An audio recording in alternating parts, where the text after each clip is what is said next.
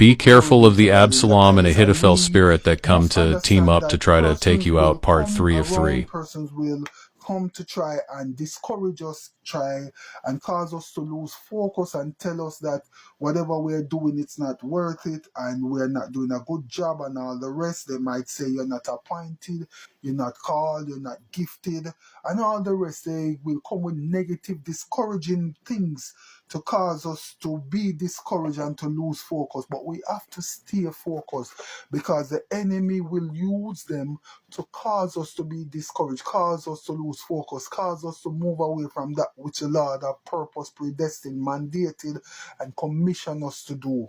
So we see that the betrayer, Ahithophel, David's personal advisor, whose advice was once regarded as the word of God, joined Absalom's conspiracy. He joined in partnership with Absalom, who is David's son, to go against David. So we see that there was a coup, or there was a plan, there was a plot, and Absalom gained mass popularity and it caused David to flee Jerusalem to avoid bloodshed, to save his life, leaving the city for his son to take over. So we see that there was a counter strategy. Sorry, they had a plan in place. And we see that the plan that was in place is that David sent his friend Hushai back to Jerusalem to act as a spy and sabotage the advice of Ahithophel. So that was the plan that David had. And we see that there was a failed counsel, and a failed counsel in the sense that Ahithophel advised an immediate swift attack on David while he was weary.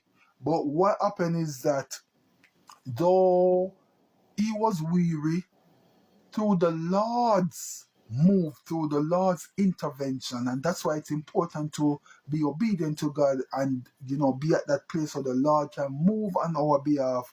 We see that Absalom followed Hushai's advice to wait and assemble a larger army, and that gave David time to reorganize and put things together.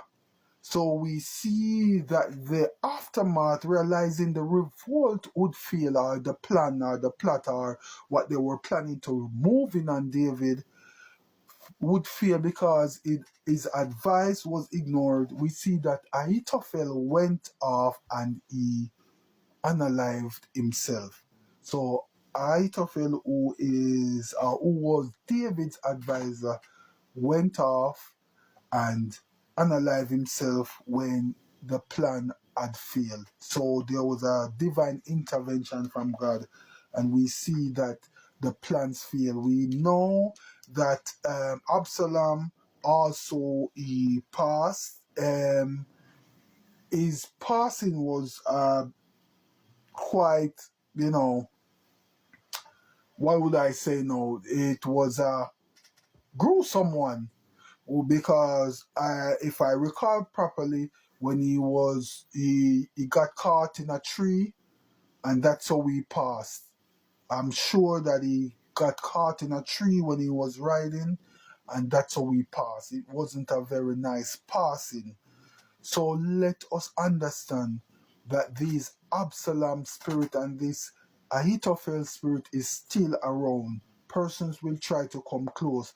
Person will try to be your friend. Person will try and they will deceive and they will act and they will pretend just so that they can get close enough, and they will pretend to give you good counsel, but they will bring back information to the enemy's camp. They will group up with the enemy. They will, come together and join forces with the enemy against you, against me, against us. So we have to be wise. We have to understand that even though it might be someone that we take as a brother or a sister that we trust, they may well have that Absalom spirit or that Ahithophel spirit and plotting and planning behind the scene to try take you out. But once you have the Lord on your side and you're obedient and walking in obedience and trusting the Lord, He will always make a way so that the plot and the plan of the enemy will backfire, that whatever they are planning and plotting, it shall not come to pass. Glory be to God. So, David said, and in ending, David said, if it was an enemy that have done this thing against me, then I could have borne it. I could have understood. I could have tried to process it and say, okay, fair enough, because it's a known enemy. But it was a friend. It was somebody that was close, that had gone against and that tried to overthrow David. Glory be to God. So let us understand that persons, not because persons are close, it don't mean that they have good intention or they want to see the best for you, or they want you to go to higher heights and deeper depths in the Lord, or they want you to excel. A lot don't want to see you move a muscle further. A lot don't want to see the Lord use you. A lot don't want to see anything good of you. A lot don't want to see any excellence, to be birthed or to come from you. Glory be to God. They just want to see, nothing good to happen to you. But by the grace of God, because it's not what man say, but it's about what God says. It's not what man say, it's what God say. Glory be to God. And because God holds the final say, and He, have the manuscript, and He's the chief in command, whatever man say, it's not final. Glory be to God. So God bless you. God bless you. And I hope that this quick, word about David's betrayal, I hope it's blessed you, and I hope it's given you something. I hope it's encouraged you that it's important to stay close to God, have that relationship with God, and just trust God because He is worthy.